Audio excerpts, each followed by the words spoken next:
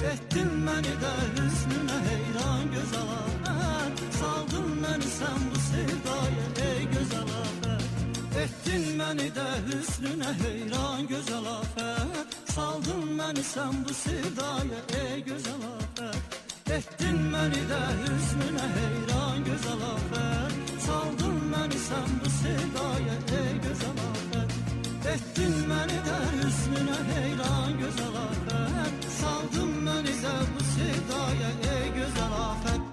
Olmaz belə qamət, olmaz belə surət, olmaz belə qamət, olmaz belə surət, olmaz belə qamət, olmaz belə surət, olmaz belə qamət. Var olun, möhtəşəm ifa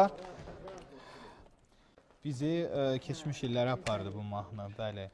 Deməli, bir dəqiqə olar Rəvan bəy. Buyurun, buyurun. Deməli, bu mahnı biraz son vaxtlar bu səsləndikcə bəzi belə yanlış fikirlər çıxır ortaya. Bu mahnı bir neçə il bundan qabaq, indi ad çəkmirəm, bir nəfər tərəfindən buna oxşar bir mahnıdır. Bu deyil, yəni qarışdırmasınlar. Mən bir daha demək istəyirəm.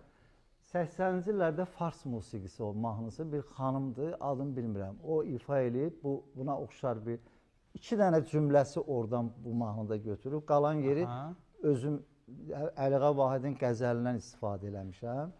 Amma o tamam bir başqa mahnıdır. Bəziləri elə bilər ki, bu plagiatdır. Amma yenə də deyirəm, plagiatsa da... Yəni bu mahnı sizdə daha belə deyim, sizlə tanınıb da, sizlə sevilib. Bununla razılaşmaq lazımdır. Əgər plagiat olsa da, amma plagiat deyil. İki cümləsi o mahnıdan götürüb, tamaşaçılarımız istədim bilsinlər. Sujetimizi bəyəndiniz? Çox gözəl, yəni mən heç illərlə çalışsam o sujeti mən özümü hazırlaya bilməzdim. Star Akademiyasında hər şey mümkündür. Təşəkkür edirəm, valla sağ olun. Layiqsiz. Ona görə də bu sənətdən uzaq bəyək baxdım.